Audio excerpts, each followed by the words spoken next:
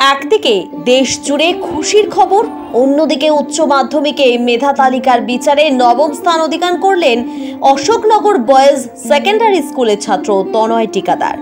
এক কথায় বলা চলে আজ অশোকনগরবাসীর জন্য জোড়া খুশির খবর।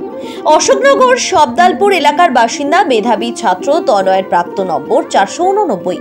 ভবিষ্যতে তিনি ইউপিএসসি পরীক্ষা দিয়ে আইএএস অফিসার হয়ে দেশের জন্য কাজ করতে চান। সকাল থেকে তনয় টিভিতে পাকিস্তানের জঙ্গি ঘাঁটিতে প্রত্যাঘাতের খবর দেখছিলেন, এমনটাই আমাদের জানিয়েছেন। এরই মধ্যে মেধা তালিকায় তার নাম আসায় তিনি ভীষণ খুশি।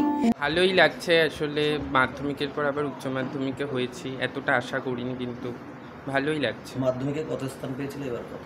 মাধ্যমিকে দশম, এবার নবম। কত মার্কস হলো? 489। কিভাবে জানতে পারলে?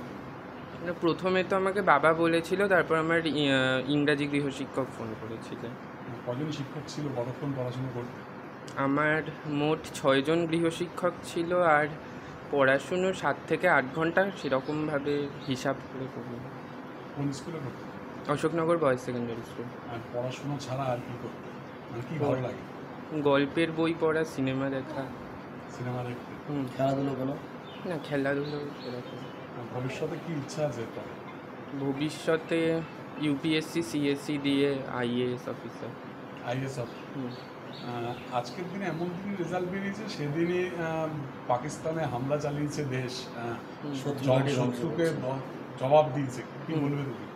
না, এটা তো খুবই গর্বের বিষয় যে একটা দেশ কোনো একটা পদক্ষেপ নিয়েছে। পেহেলগাঁওয়ের ঘটনা যখন শুনেছিলে, টিভিতে দেখেছিলে, কতটা খারাপ লেগেছিল?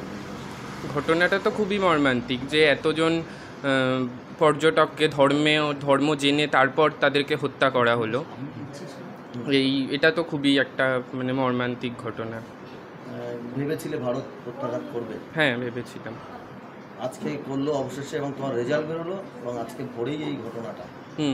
আমি তো সকাল থেকেই এটা টিভিতে দেখছিলাম যে ভারতের আর কি এরকম অ্যাটাক করছে, তো তারপর ভেবেছিলাম যে রেজাল্টও হয়তো কিছু একটা। ভবিষ্যতে তুমি প্রশাসনেরই দায়িত্ব একটা অংশ হতে চাও, কতটা ভালো লাগে? না, ভালো তো লাগছে, এবার দেখা যাক ভবিষ্যতে আমি কত দূর এগাতে পারি।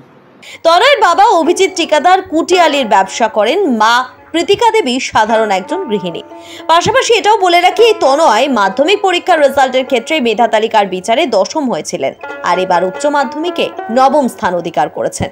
এই খুশির খবর চাউর হতেই তনয়ের বাড়িতে যেন উৎসবের মেজাজ। পাড়া প্রতিবেশী আত্মীয় স্বজন ছাড়াও এদিন তনয়ের সঙ্গে দেখা করতে এলেন তনয়ের বিদ্যালয় অর্থাৎ অশোকনগর বয়েজ সেকেন্ডারি স্কুলের শিক্ষকরা এবং ম্যানেজিং কমিটির সদস্যরা। অশোকনগর থেকে উজ্জ্বল শিকদারের রিপোর্ট, বঙ্গবাণী নিউজ।